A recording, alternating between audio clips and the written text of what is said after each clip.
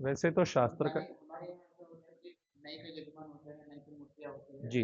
ब्राह्मण की साक्षी होती है, हाँ। लेकिन प्रतिष्ठा करने वाले यजमान इतर होते हैं। अच्छा। तो उसमें आप नहीं, वो गलत है।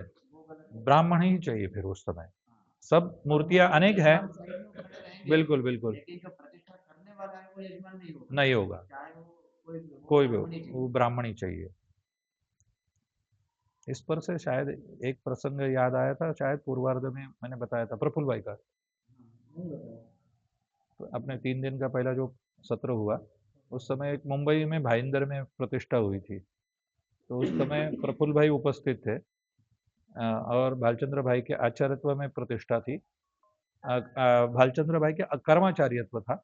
प्रतिष्ठा मगन भाई राज्यगुरु के आचार्यत्व में थी। तो हम लोग वहाँ पे थे। तो प्रतिष्ठा के दिन का सभी कार्य भालचंद्र भाई ने बोल दिया, ए गिरीश, तुमको करना है आज, जो भी करना है तुम्हारे पद्धति से तुमको करना है, ऐसे कह दिया उनके तरीके से। मैंने बोला ठीक है गुरु जी, कर देंगे। तो अब मूर्तियाँ अनेक थी, सभी तरफ विप्रगण को खड़ा कर दिया मैंने। एक एक मूर्ति के सामने एक एक भूदेव को खड़ा कर दिया। पूजा सामग्री इत्यादि जो जो आवश्यक वस्तुएं हैं, संभार है, उनके साथ में खड़ा कर दिया, अचमनी पात्र इत्यादि। दो जगह पर दो भगवान के सामने ब्राह्मण नहीं थे। अब एक तो मैं खड़ा रहता और भालचंद्र भाई खड़े रहते, मतलब दोनों दो जगह पर हमको जाना। अभी भालचंद्र भाई को भी मैंने कहूँ, कैसे कहूँ, तो उचित नहीं लगा। तो फिर मैंने बोले क्या हुआ, शुरू करो। मैंने बोला भाऊ, असं आहे की अजून दोन ठिकाणी म्हटलं देवाच्या मूर्तीच्या समोर ब्राह्मण नहीं है। तो भालचंद्र भाई ने इधर उधर देखा, कौन कौन नहीं है, अरे वो किधर है, वो किधर है, हाँ गुरुजी हम इधर है, हाँ गुरुजी हम इधर है। सब सब जगह पे एक एक भूदेव खड़े थे, कोई भी छुट्टा नहीं था, सब जगह पे थे। तो भालचंद्र भाई और मैं दोनों ही छुट्टे थे, तो हम ही मतलब भगवान के सामने नहीं थे। तो भालचंद्र भाई ने कहा, मैंने उनको कहा कि भाई मर्यादा है। मैंने कहा कि गुरुजी आप कराइए, माइक में आपको कॉर्डलेस माइक दे देता हूँ, तो आप कराइए, मैं एक जगह पे। अरे नहीं, वैसे नहीं चलेगा, तुमको ही करना है, और तुम कहीं खड़े नहीं रहोगे, मैं खड़े रहता हूँ। मैंने बोला ठीक है गुरुजी, आप खड़े रहो या हम खड़े रहे, लेकिन फिर भी एक जगह पे एक ब्राह्मण चाहिए। तो मैंने मंडप में देखा, यज्ञ मंडप में, तो एक बहुत सरल व्यक्ति, स्नान संध्या इत्यादि भस्म वगैरह था, तो वहाँ पे यज्ञ में उस दिन उपस्थित थे, तो यज्ञ मंडप में आए थे। और मैं यहाँ पे कर्म में था, इसलिए मैं जानता भी नहीं था, वो साक्षात हमारे प्रफुल्ल भाई दवे जी थे। तो वो यज्ञ मंडप में बैठे थे। तो बोले क्या हुआ, मैंने बोला कुछ नहीं, एक जगह पे चाहिए। मैंने कहा शास्त्री जी आप एक जगह पे आएंगे। प्रफुल्ल भाई हाँ हाँ बिल्कुल आएंगे। तुरंत स्वेटर वगैरह, उनका स्वेटर हमेशा रहता है, वो स्वेटर निकाला, पहले शर्ट उतारा, सब खेस लिया, और एक जगह पे पहुंच गए। ये भालचंद्र भाई को पता ही नहीं कि मैंने उनको खड़ा किया है। तो सब प्रतिष्ठा इत्यादि कर्म हो गया। तो मैं मेरे मेरी तरफ से मैं सब जो भी मेरी पुस्तक से मैं सब प्रतिष्ठा कर्म करा रहा था। उस समय तक अक्षय भाई, प्रफुल्ल भाई का नाम भी मैंने सुना नहीं था। हाँ, उनके पिताजी का नाम सुना था, क्योंकि हमारे गुरुजी ककीरा जाते थे, तो इसलिए उनके पिताजी का नाम सुना था मैंने, लेकिन इनका नाम नहीं सुना था। और पहचान, वो भी हमको पहचानते नहीं थे, मैं भी उनको पहचानता नहीं था। तो उस दिन मैंने प्रतिष्ठा में उनको खड़ा कर दिया। ये बालचंद्र भाई को कुछ भी मालूम नहीं, प्रतिष्ठा कर्म सब संपन्न हो गया। सभी भूदेव अपना अपना अर्चन वगैरह जो भी था वो करके आ गए अपने अपने स्थान पर। तो प्रफुल्ल भाई भी आ गए। तो और भालचंद्र भाई और मैं बात कर रहा था, उस समय प्रफुल्ल भाई एक भगवान के वहाँ पे पूजन इत्यादि संपन्न करा के आ गए वहाँ पे। बोले वाह, बहुत अच्छा शास्त्री जी आपने कार्य कराया। भालचंद्र भाई सोच में पड़ गया, हमें क्या आता, भाई एक भगवान सामे હતું, इस तरह से उन्होंने जवाब दिया। भालचंद्र भाई ने, तू यांना उभं केलं होतं। मैंने बोला जी गुरुजी, एक विप्र की न्यूनता थी, तो मैंने उनको पूछा कि भाई आप खड़े रहेंगे, तो तुरंत मान गए और आ गए। फिर बाद में इधर आओ इधर आओ, बोले, फिर प्रफुल्ल भाई बोले, बालचंद्र भाई कहीं नहीं कहीं नहीं कहीं नहीं, આપણું કાર્ય છે તો એટલે તમે ઊભા રહો। प्रफुल्ल भाई फिर साइड में हमको लिया, तुम जानते हो गिरीश इनको कौन है। बोला मैं इतना ही जानता हूँ कि ये ब्राह्मण है, सही है। क्योंकि और मुझे ब्राह्मण की अपेक्षा थी वहाँ पे। तो भाई बाकी तो परिचय नहीं, फिर बालचंद्र भाई ने पूरा परिचय दिया, फिर मैंने उनको प्रणाम किया। अरे बोले नहीं प्रणाम नहीं, हम बिल्कुल योग्य किया और आपका कर्म बहुत अच्छा लगा हमको, इस प्रकार से हम कर्म देखे नहीं। और जो आपके फिर पुस्तक भी देखे उन्होंने, बोले ये कहाँ से, फिर बातें चल दी और फिर वहां से हमारे थोड़ी पहचान हो गई अच्छी, जो आज तक है। मतलब ऐसे ऐसे ऐसे प्रसंग से व्यक्ति सानिध्य में आ जाता है एक दूसरे के।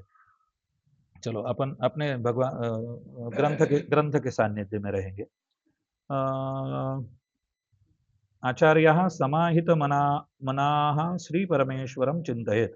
जो वहां पर आ गए उपस्थित यदि कोई आचार्य है तो वह या फिर भूदेव समाहित मनाः मतलब भगवान के चिंतन करते हुए एक श्रद्धा से या परमेश्वर का चिंतन करते हुए समाहित मनाः शुद्ध और श्रद्धा से सब कार्य करने के लिए आत्मानं जगदीश्वरम भावयेत अपने आत्मा में ही भगवान का स्वरूप मानते हुए पिंडिकाम देव संयोगमिच्छन्ति भी भीषित्वादि गुणयुताम ध्यायन दैवद्योक्ते शुभे लग्ने शलाकाम निष्कास्य।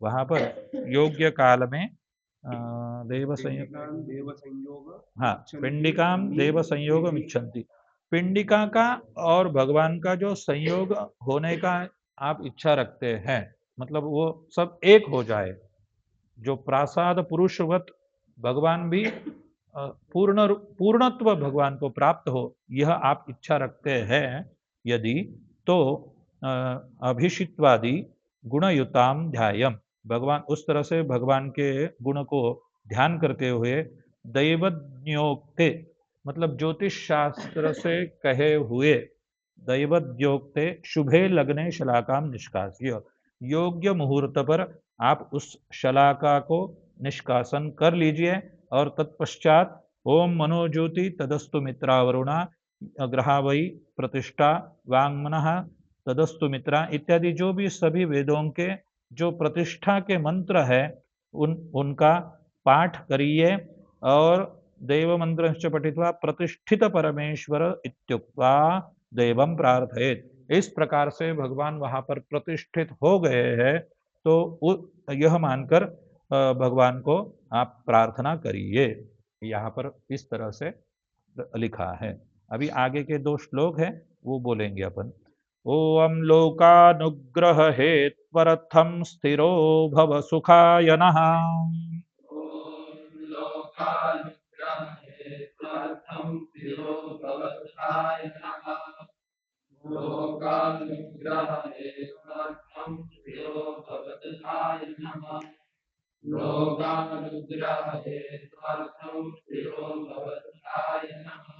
सान्निध्यं हि सदा देव प्रत्यक्षं परिकल्पय।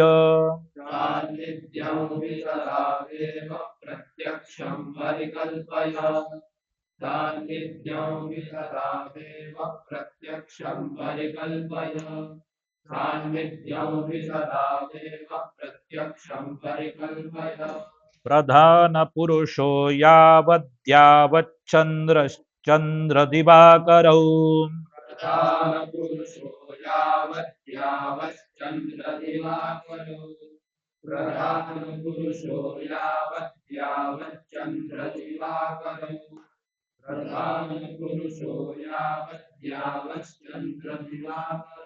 यावच्चंद्र च द्वित्व है, श नहीं है उसमें।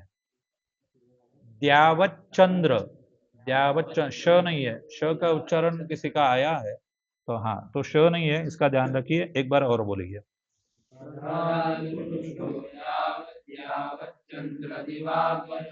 तावत्त्वमनया शक्त्या युक्तोऽत्रैव स्थिरो भव।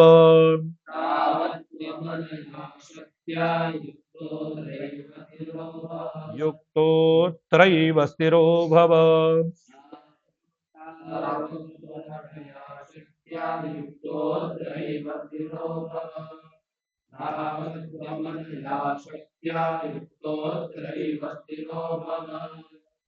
यह दो श्लोक बोलकर भगवान की प्रार्थना आप कर लीजिए। ततः पूर्व स्थापित शांति कलशेभ्यः, पहले आप जो स्थापित करे हुए शांति कलश है, शांति कलश कहाँ पे स्थापित किए थे आपने? कौन कौन बोल पाएगा? हाथ ऊपर करिए। शांति कलश हमने कहाँ पे स्थापित किए थे? प्रकरण में आया हुआ है, तो थोड़ा याद करने का प्रयास करिए। शांति कलश हमने कौन से विधि के समय में स्थापित किए थे? चलो आपको थोड़ा याद आने के लिए मैं थोड़ा एक शब्द बता दूं। शांति कुंभौ ऐसा शब्द आया हुआ है। अब याद करिए कहाँ पे शांति कुंभौ दो स्थापित किए थे हमने। और समझने के लिए बोलता हूं, पार्श्वयोः शांति कुंभौ।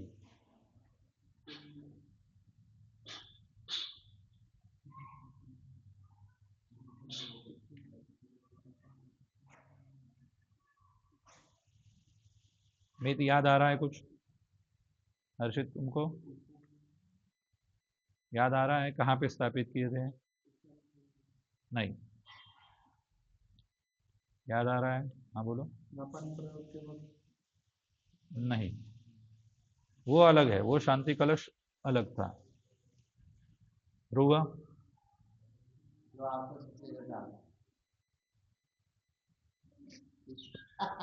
बोलो बोलो। हाँ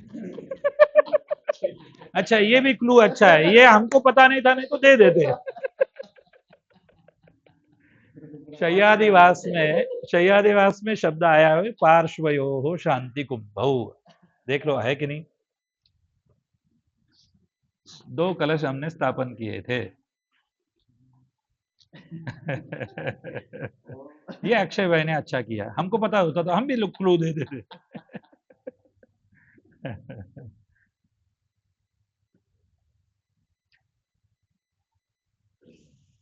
रात के जब स्थान आया फिर से जाकर वहां पर है भैया रचना कहाँ पर है, कहाँ है वो? कुंड और प्रधान वेदी के अंतराल। शय्यादिवास निद्रावाहनंच, यह जो चैप्टर है उसमें आया होगा यह प्रकरण।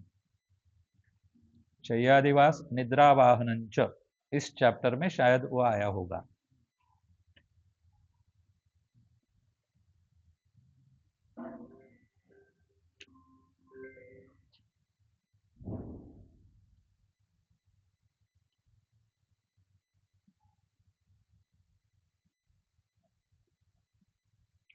देवस्य शिरोदे से निद्रा कलशम, ऐसा है, यहाँ से आरंभ है उसका चैप्टर का।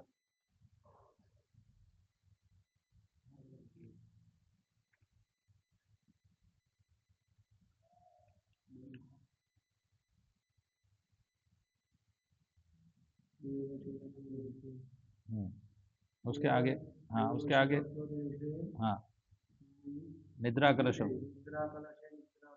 बरोबर बरोबर। उसके आगे, उसके आगे होगा या उसके पहले होगा?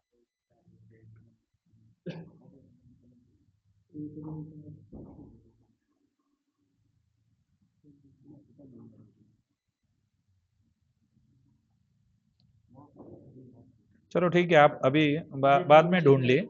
हाँ बाद में ढूंढ लीजिए, लेकिन उसमें ये शब्द आया हुआ है। तो शांति कुंभ, उन शांति कुंभों का जो उपयोग है वो यहाँ पर है, ऐसा उन्होंने बताया है। तथा पूर्व स्थापित शांति कलशेभ्यः, मतलब कलशेभ्यः यहाँ पर अनेक वचन है, लेकिन हमने स्थापन किए हैं दो, बरोबर, मतलब द्विवचन हो वहां पे है। तो मतलब ये शांति कलशेभ्या माने तीसरा भी कलश यहाँ पे आया है, जो स्नपन के समय में शांति कुंभ रखते हैं।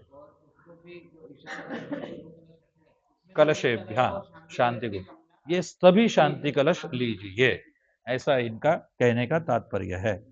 कलशेभ्यः किंचित जलम आदाय, सभी कलशों में से थोड़ा जल लीजिए। मूल मंत्रेण अभिषिच्य, मूल मंत्र बोलकर अभिसिंचन करिए।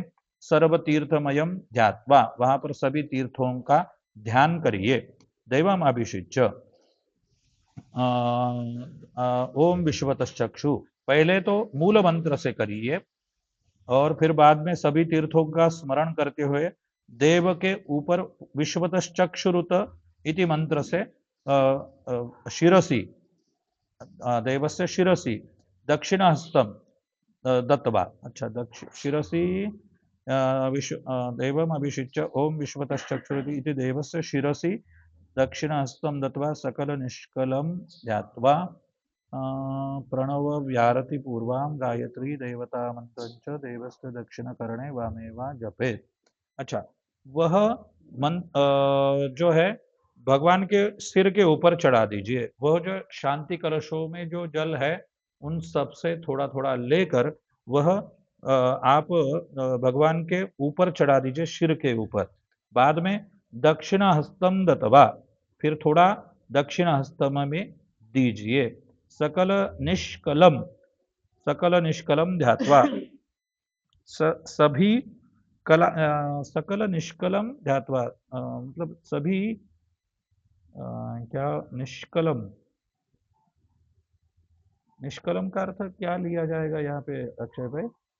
सकल निष्कलम ध्यात्वा प्रणव पूर्वां गायत्रीं देवता मंत्रंच सकल निष्कलम, क्योंकि ये बहुत से विषय ऐसे हैं, कुछ त्रुटि है। अच्छा, हाँ हाँ हाँ हाँ, नहीं सजल भी नहीं आएगा। नहीं, मेरे इसमें तो विषय ही नहीं है, क्योंकि इतना विस्तार मेरे इसमें नहीं, बस प्रयोग, मूल प्रयोग है, बहुत शास्त्रार्थ नहीं है। बस गुरुजी ने बाकी सब समझाया, गुरुजी के साथ में प्रयोग किए हैं, तो इसलिए थोड़ा बहुत ध्यान में है। बाकी तो ये इतना सब बहुत विस्तार हमारे इसमें नहीं है प्रयोग में। कुछ ना कुछ होगा यहाँ पे, लेकिन पता नहीं चल रहा है। मतलब मूल वाक्यार्थ ऐसा बैठता है गुरुजी की वो पूरा रूप के ध्यान करके दक्षिणास्तम शिरसि दत्वा देवस्य शिरसि, फिर सकल निष्कलम ध्यात्वा, उसको पूरा ध्यान करके प्रणव व्याहृति पूर्वाम गायत्री उसके दक्षिण कर्ण में वामे च जपे। हाँ, ये तो ठीक है, लेकिन हाँ, सकल निष्कलम, अभी निष्कलम माने सभी कलाओं के साथ, लेकिन नी आया है वहां पे। वो निश वो वाला है। अच्छा, कलम नहीं आएगा। अच्छा,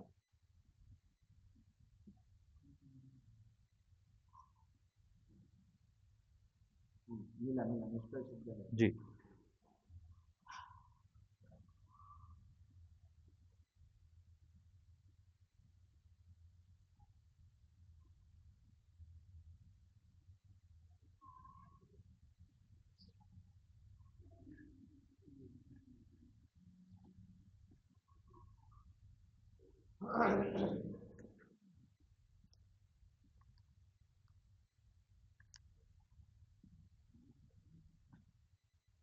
इस विषय संदर्भ में मेरे प्रयोग में विश्वतश्चक्षुरुति देवस्य आलम्बनम ऐसा कुछ लिखा है, तो वो मैं जरा देखता हूँ।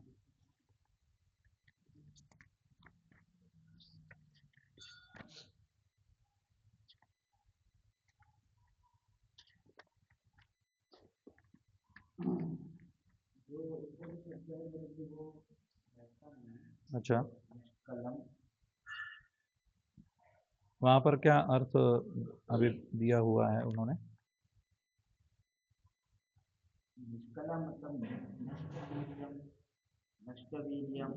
अच्छा, जिसकी कला सब निकल गई है, निर्गता कला यस्मात् कला शून्यम। हाँ वही तो मैं सोच में वही पढ़, क्योंकि कला निष्कलम है मतलब कला निकल गई है, नी लगा है ना, निष्कलम मतलब कला निकल गई है, तो क्या संदर्भ में नहीं, वो ध्यान में नहीं आ रहा है। अभी यहाँ पर देखिए, विश्वतश्चक्षुरुति पठित्वा देवस्य मूर्ध्नि हस्तम दत्वा प्रधान पुरुषो यावत् दावत् चंद्र दिवाकरो तावत्वमनया शक्तो युक्तो त्रैव स्थिरो भव इति स्त्रीकरणम मूर्ति पुनर्न चालयेत प्राण प्रतिष्ठां कुर्यात्, इस तरह से लिखा हुआ है। हाँ, तो लेकिन ठीक ठीक जरूर। देवस्य शिरसि दक्षिणहस्तं दत्वा सकल निष्कलं ध्यात्वा प्रणव व्यारति पूर्वां मतलब थोड़ा संदर्भ से ऐसे लग रहा है कि भाई ये शुद्ध है, मतलब कोई भी दोष नहीं है, ऐसा अभिप्रेत है। लेकिन वैसे इससे शब्द से वो अर्थ नहीं मिल रहा है, दिक्कत वो हो रही है अपने को।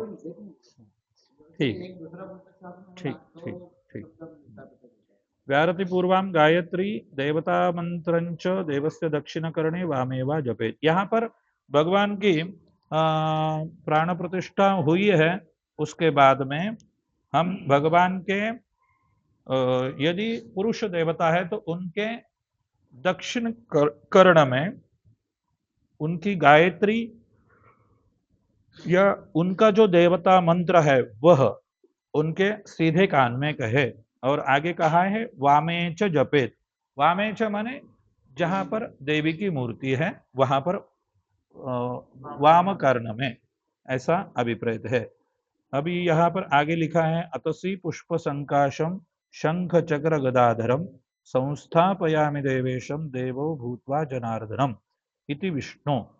अच्छा, ये प्रार्थना मेरे प्रयोग में नहीं है। ठीक है, आपके लिए बता दूं, बोल पाएंगे, बोलेंगे।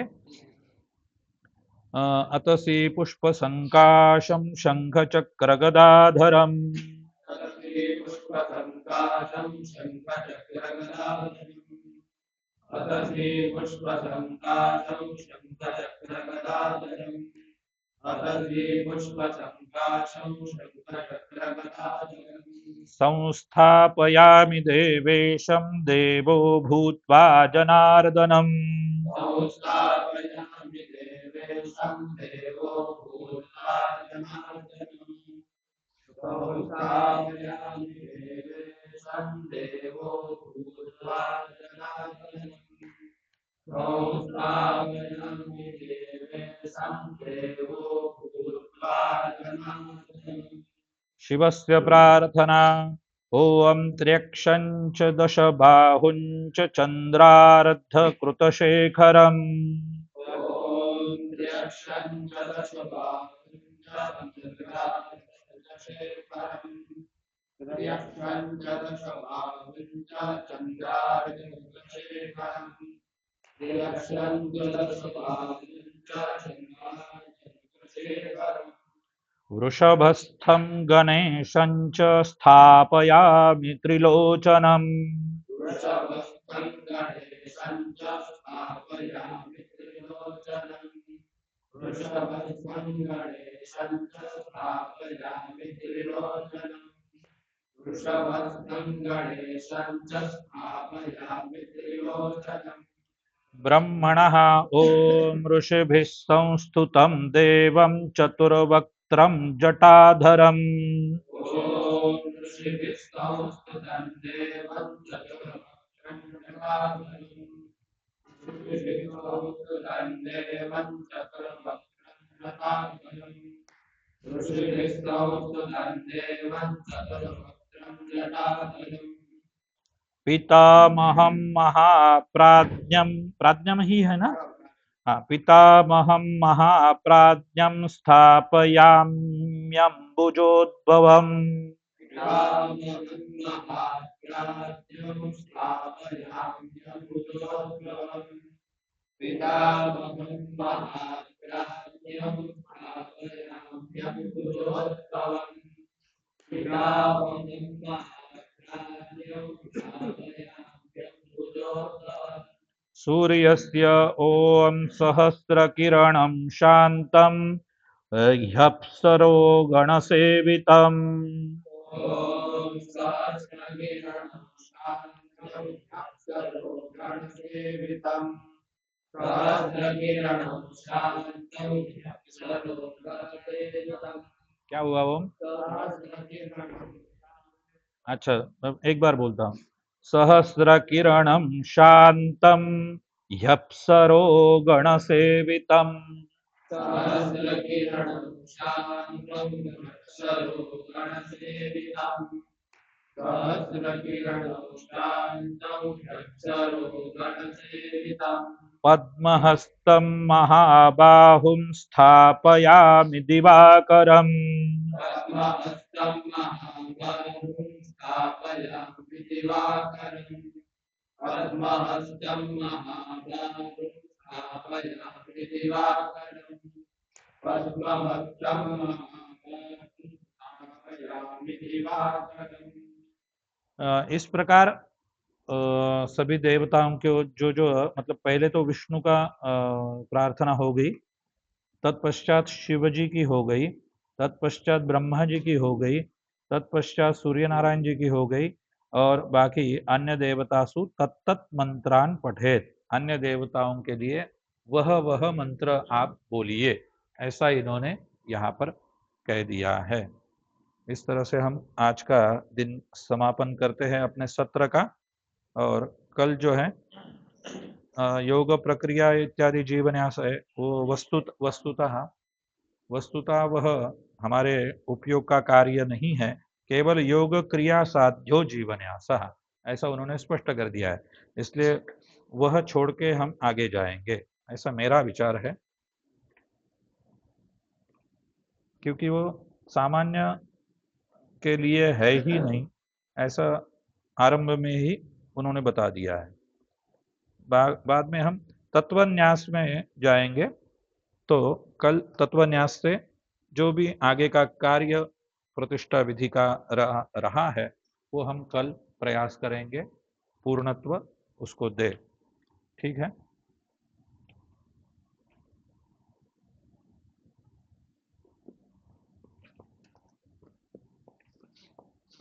क्योंकि मुझे भी यह जो है अक्षय भाई, थोड़ा निश्चित रूप से संदेह था मन में कि भाई क्या है कि यह ग्रंथ बहुत अच्छा है,